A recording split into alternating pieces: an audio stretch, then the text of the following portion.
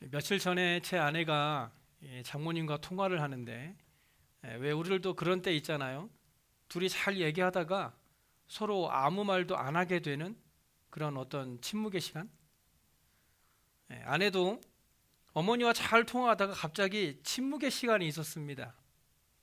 그래서 제가 화장실을 가려다가 보니까 서로 아무 말도 안 하고 있길래 장모님에게 장난을 치려고 전화기에 대고 이렇게 말했습니다. 사랑합니다. 그랬더니 장모님께서는 갑자기 화를 버럭 내시면서 하시는 말씀이, 사랑은 무슨 사랑이야 그러시더라고요. 아니, 그래서 제가 사위가 어머니한테 사랑한다는데 무슨 사랑이냐고 물으시면 어떡해요 라고 그랬더니, 사랑도 때를 맞춰가며 해야지, 아무 때나 사랑한다고 하면 그게 사랑이냐 그러시더라고요. 그래서 제가 어머니한테 이렇게 말씀드렸습니다. 어머니, 하나님은 아무 때나 어머니를 사랑하십니다. 그러니 어머니도 아무 때나 사랑하세요. 생각해보면 보통 사람들은 이 사랑이라는 말을 그날의 기분에 따라 하는 경우가 많은 것 같습니다. 자기가 기분이 좋을 때는 사랑한다는 말이 절로 나오지만, 내 기분이 좋지 않으면 사랑은커녕 한마디 말도 꺼내기 싫은 것이 사람의 마음인 것 같습니다. 그런데 사람들은 사랑이라는 말을 참 좋아합니다. 유행가에도 사랑이라는 주제를 가진 노래가 많은데요. 사랑해도 될까요? 내 사랑 내 곁에, 사랑하기 때문에, 사랑밖에 난 몰라. 이런 사랑에 관한 노래가 셀 수 없을 정도로 많이 있죠. 그 중에서도 가수 홍진경 씨가 부른 사랑의 배터리라는 노래가 있는데요. 이 노래의 가사가 이렇습니다.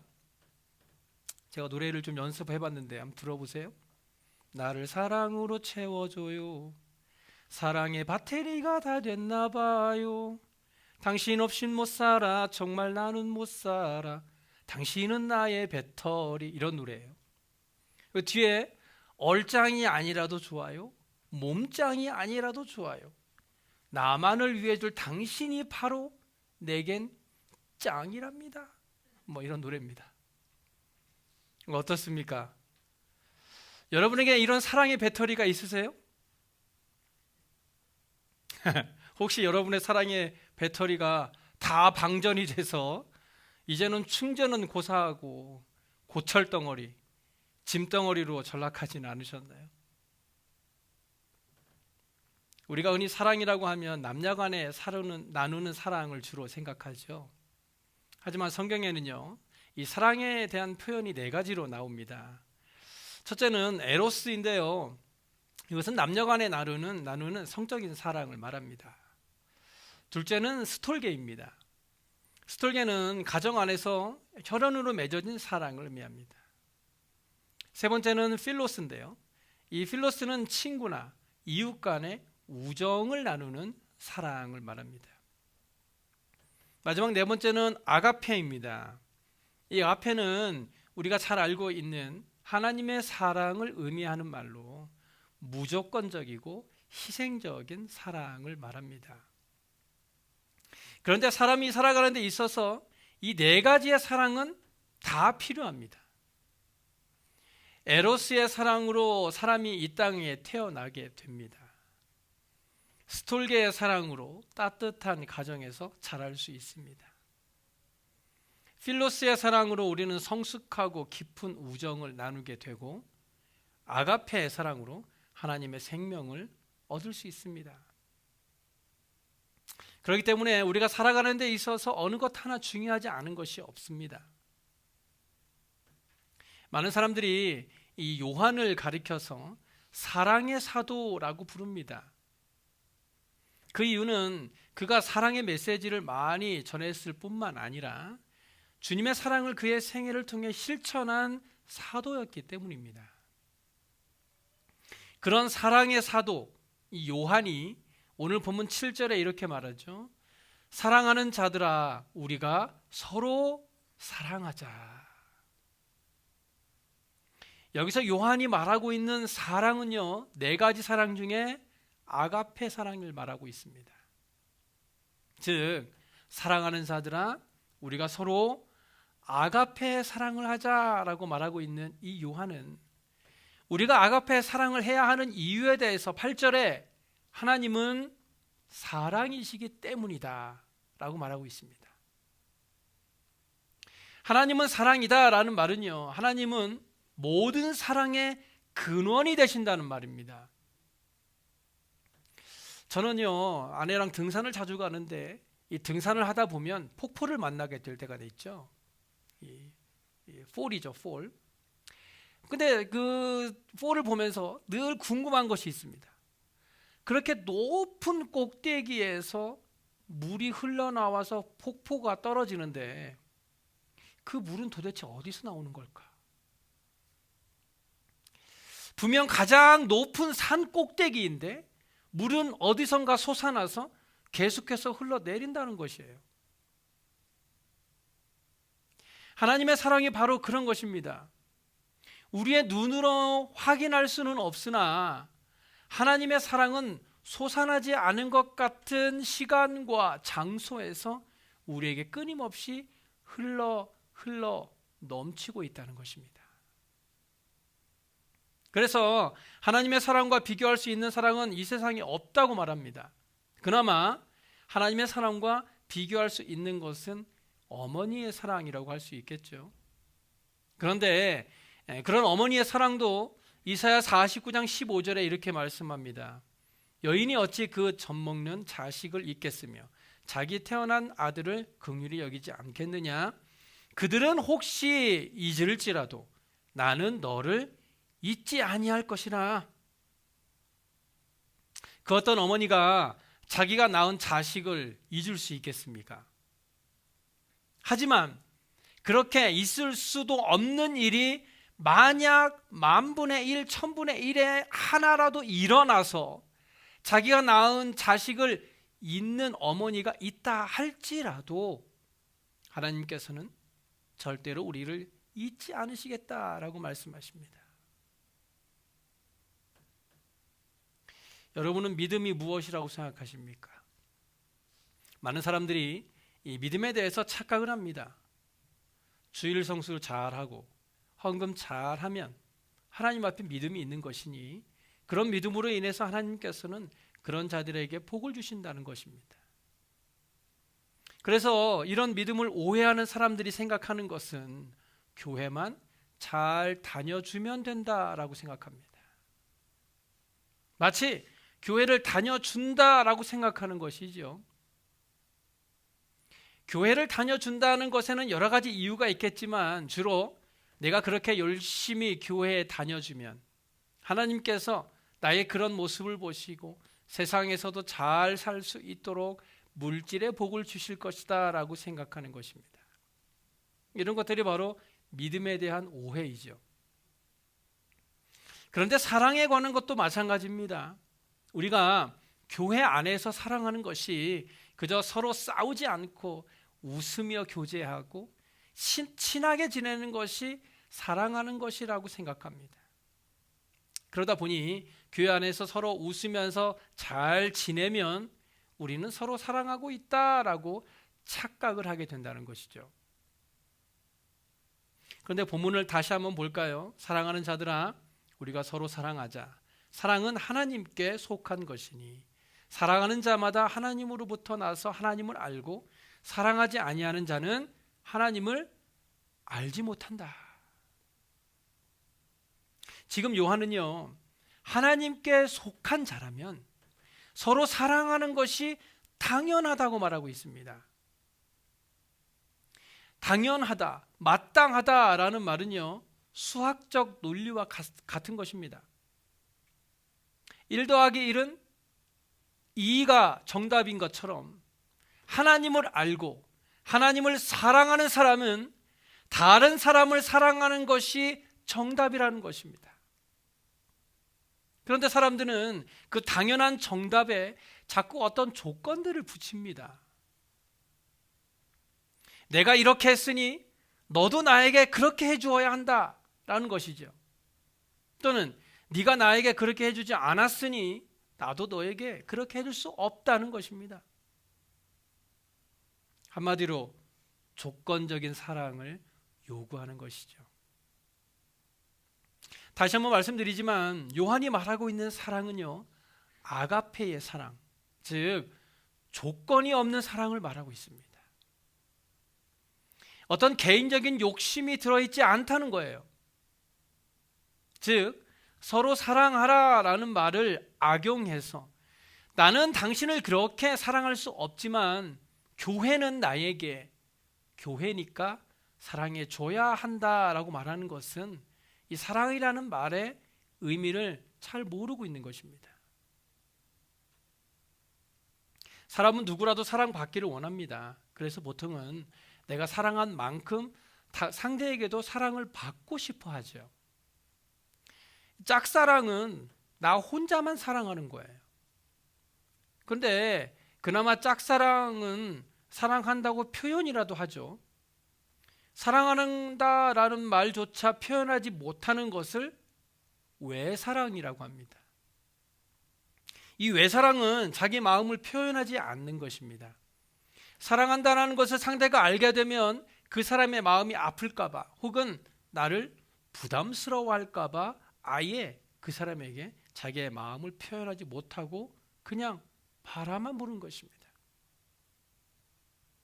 제가 사랑에 대해 설교를 준비하다가 발견한 것이 있는데요. 여러분, 갑돌이와 갑순이 노래를 잘 아시죠?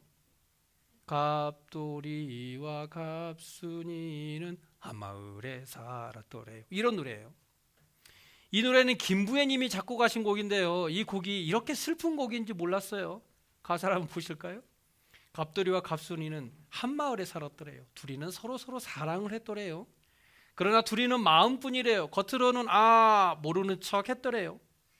그러다가 갑순이는 시집을 갔더래요. 시집간 첫날 밤에 한없이 울었더래요. 갑순이 마음은 갑돌이뿐이래요. 겉으로는 안 그런 척 했더래요. 갑돌이도 화가 나서 장가를 갔더래요. 장가 간 날 첫날 밤에 달 보고 울었더래요. 갑돌이 마음은 갑순이뿐이래요. 겉으로는 고까지껏 했더래요. 참 가사가 슬프지 않습니까? 이 노래가 이렇게 슬픈지 이제 알았어요. 지금 갑돌이와 갑순이의 문제는 무엇입니까? 바로 표현하지 못했다는 것입니다.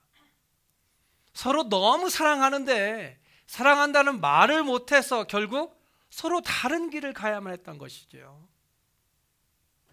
그런데 우리 하나님 아버지는 이런 사랑이 아니에요. 우리 하나님 아버지는요, 우리를 사랑한다고 고백하시고 행동으로 그 사랑을 표현하셨습니다. 오늘 본문 9절에 보시면 하나님의 사랑이 우리에게 이렇게 나타난 바 되었으니 하나님이 자기의 독생자를 세상에 보내심은 그로 말미암아 우리를 살리려 하심이라. 우리를 향하신 하나님의 사랑은 예수 그리스도를 통해 나타낸 바 되었습니다. 하나님은 우리를 사랑하셔서 단 하나뿐인 예수 그리스도 독생자를 세상에 보내셔서 십자가에 죽기까지 우리를 사랑하신 것입니다. 여러분이 지금까지 살아오면서 이런 사랑 받아보셨습니까? 그 어떤 사람이 여러분을 살리기 위해서 하나밖에 없는 아들을 여러분 대신 죽도록 했을까요?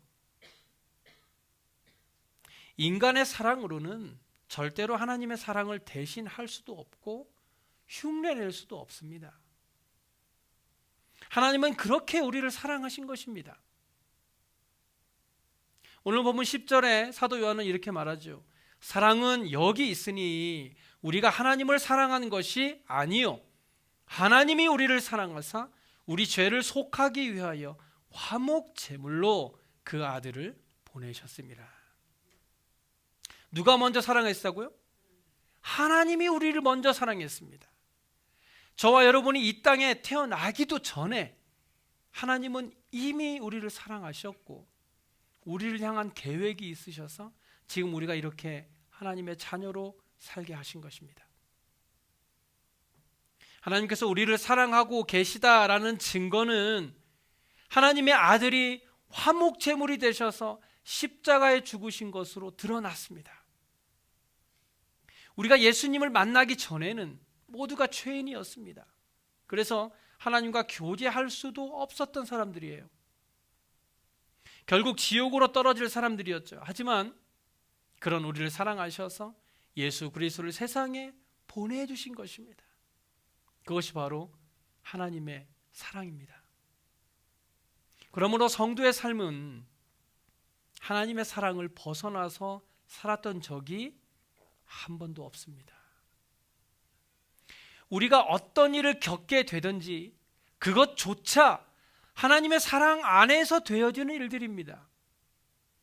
비록 우리의 삶이 고난과 아픔의 시간을 보내고 있다 하더라도 여전히 우리의 삶은 하나님의 사랑 안에 있다는 것을 기억하시기 바랍니다.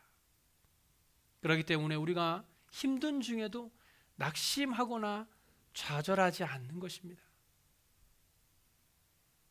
오늘 본문에서 사도 요한은요, 사랑하는 자마다 하나님으로부터 나서 하나님을 알고 사랑하지 아니하는 자는 하나님을 알지 못한다고 말합니다. 이것은 누구라도 사람에게는 사랑이 나올 수 없다는 것입니다. 다시 말해서 하나님을 아는 자만이 사랑을 할 수 있다는 것입니다. 하나님을 알지 못하는 자들이 하는 사랑은 사랑이 아니라 친절입니다. 그냥 잘 해주는 것이지요. 그런 친절은 하나님을 알지 못하는 사람도 충분히 할 수 있습니다. 하지만 진짜 사랑은 하나님을 아는 사람만이 할 수 있습니다. 왜냐하면 그가 베푸는 그 친절에서 하나님의 사랑을 보게 되기 때문입니다. 저는 여러분을 모두 사랑합니다. 여러분들도 모두 저를 사랑하시겠죠? 그런데 우리가 서로 이렇게 사랑하는 것은 우리가 서로 하나님을 알고 있기 때문에 가능한 것입니다. 바로 제 안에 계신 하나님의 사랑이 여러분에게도 보여지고 또한 여러분 안에 계신 하나님의 사랑을 제가 보게 될 때에 저와 여러분이 진짜 그리스도 안에서의 사랑을 나누게 되는 것입니다. 우리가 누군가에게 섭섭한 마음을 가지게 되었다면 그 섭섭한 마음은 그 안에 계신 하나님을 바라보지 않고 사람을 바라보았기 때문에 그렇습니다. 내가 그 사람에게 무엇인가를 기대를 했었는데 그 사람이 나에게 그런 기대를 채워주지 못하니까 섭섭한 마음이 드는 것이죠. 우리가 다른 사람에게 기대할 것은 오직 하나님밖에 없습니다. 그 사람이 나를 좋아해주고 그래서 나에게 잘해주고 나에게 친절을 베풀어 주기를 기대할 것이 아니라 내가 사랑하는 하나님을 그 사람도 사랑할 수 있도록 기대해야 하는 것입니다. 내가 사랑하는 하나님을 그 사람도 사랑하게 된다면 그것으로 된 것 아닙니까? 하나님의 사랑을 받은 우리가 더 이상 무엇을 기대하는 겁니까? 빌립보서 1장 15절 이하에 사도 바울은 이렇게 고백해요. 어떤 이들은 투기와 분쟁으로 어떤 이들은 착한 뜻으로 그리스도를 전파하니 이들은 내가 복음을 변증하기 위하여 세우심을 받은 줄 알고 사랑으로 하나 그들은 나의 매임에 괴로움을 더하게 할 줄로 생각하여 순수하지 못하게 다툼으로 그리스도를 전파하느니라. 그러면 무엇이냐? 거칠애로 하나 참으로 하나 무슨 방도로 하든지 전파되는 것은 그리스도니 이로써 나는 기뻐하고 또한 기뻐하리라. 바울이 감옥에 갇혀 있을 때 복음을 전파하는 사람들이 있었습니다. 그런데 이 복음을 전파하는 사람들이 거칠애로 즉 마지못해 복음을 전했습니다. 하지만 바울은 그들이 어떤 마음으로 하든 그들이 전하고 또한 전해지는 것이 그리스도라면 그들이 하는 방법에 대해서 조금도 섭섭하지 않고 아무 상관이 없다라고 말하고 있는 것입니다. 여러분께서 하나님의 사랑으로 어떤 분에게 선을 베풀고 좋은 일을 했으면 그것으로 기뻐하시면 됩니다. 내가 그 사람에게 그런 친절을 베풀었으니 이제는 내가 받을 때가 되었는데 그 사람은 왜 아무것도 나에게 해주지 않느냐고 섭섭한 마음이 드는 것은 하나님께서 말씀하시는 사랑의 모습이 아닙니다. 우리는 하나님을 아는 사람들이니 하나님이 우리를 사랑하신 것처럼 우리도 서로를 사랑하셨으면 좋겠습니다. 내가 어떤 사람에게 사랑을 주었으니 그도 나에게 마땅히 나도 받을 자격이 있다라고 생각하지 않았으면 좋겠습니다. 또 반대로 내가 어떤 사람으로부터 사랑을 받았으니 나도 그 사람에게 반드시 사랑을 다시 돌려주어야 한다라고 생각하는 사람들도 있습니다. 그것은 하나님의 사랑에 대해서 완전히 오해한 것이에요. 하나님은 우리를 위해 독생자를 아낌없이 십자가에 죽게 하셨습니다. 그렇다고 해서 하나님이 우리에게 어떤 희생이나 헌신을 요구하시나요? 혹은 여러분이 교회에 열심히 나와서 예배하고 헌금하고 봉사하는 모든 것들이 하나님으로부터 사랑을 받았으니 그 사랑에 대해서 반드시 하나님께 다시 돌려줘야 한다는 마음으로 그렇게 하고 계십니까? 우리가 누군가에게 사랑을 주었다면 그것으로 내 안에 계신 하나님의 사랑이 전해졌으면 된 것입니다. 마찬가지로 내가 어떤 사람으로부터 부담스러울 만한 사랑을 받았다고 해서 반드시 그 사람에게 다시 돌려주어야 한다라고 생각하는 것은 그 사람이 베풀어준 사랑을 값싼 사랑으로 돌려주는 것밖에 되지 않습니다. 그런 마음은 사랑을 베풀어준 경험이 있으신 분들이라면 다 이해하실 것입니다. 내가 누군가에게 하나님의 사랑을 가지고 사랑을 베풀었는데 그 사람은 나에게 그것을 마치 빚을 갚는 것처럼 다른 것으로 다시 돌려받게 된다면 좋은 마음으로 베푼 그 사람의 마음이 사라져버리고 마는 것입니다. 사랑을 줄 아는 사람은 사랑을 받을 줄도 알아야 합니다. 우리는 하나님의 사랑은 당연히 받는 것이다 라고 생각하지만 사람으로부터 받는 사랑은 다시 돌려줘야 한다고 부담을 갖습니다. 하지만 내가 사랑을 잘 받아들이는 것도 그 사랑을 준 사람에게 할 수 있는 사랑의 표현이라는 것을 기억하여서 감사함으로 그 사랑을 받으시기 바랍니다.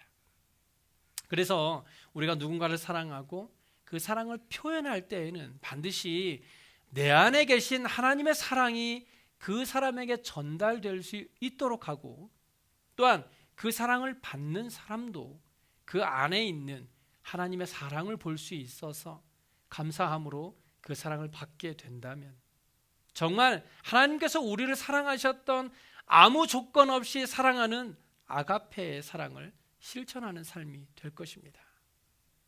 그러므로 본문 11절에서 사도 요한은 이렇게 강조합니다. 사랑하는 자들아 하나님이 이같이 우리를 사랑하셨은즉 우리도 서로 사랑하는 것이 마땅하도다. 사랑은 마치 흐르는 물과 같습니다. 산에서 내려오는 물이 흘러 강이 되고 또 바다로 흘러갑니다. 그 흐르는 물에는 많은 생명이 존재하고 그 생명은 또 다른 생명을 낳게 합니다. 하지만 그 물이 어딘가에 고여서 더 이상 흐르지 않으면 그 물은 썩게 되어 냄새가 나고 생명이 살 수 없게 됩니다. 그러므로 우리를 사랑하신 하나님의 사랑은 우리의 삶을 통해 또다시 다른 사람들에게 흘러가야 합니다. 하나님의 사랑이 부부에게 흐르고 그 사랑은 다시 자녀들에게 흘러서 가정에서 시작된 하나님의 사랑은 교회에도 직장에도 또한 이웃에게도 흐르게 돼요. 하나님의 사랑이 생명으로 다시 나타나게 되는 역사가 일어나야 하는 것입니다. 부부싸움, 자녀와의 갈등, 교회 안에서의 분쟁과 같은 문제들은 모두가 하나님의 사랑이 흐르지 않기 때문입니다. 고여있기 때문이에요. 우리의 삶에서 하나님의 사랑이 흘러내려갔으면 좋겠습니다. 하나님으로부터 받은 사랑이 나의 삶에 머물러 있는 것이 아니라 이제는 그 사랑이 가정과 교회와 이웃에게 흐르게 될 때에 저와 여러분의 삶을 통해서 하나님의 사랑이 사랑의 많은 열매로 나타나게 될 줄로 믿습니다. 기도하겠습니다.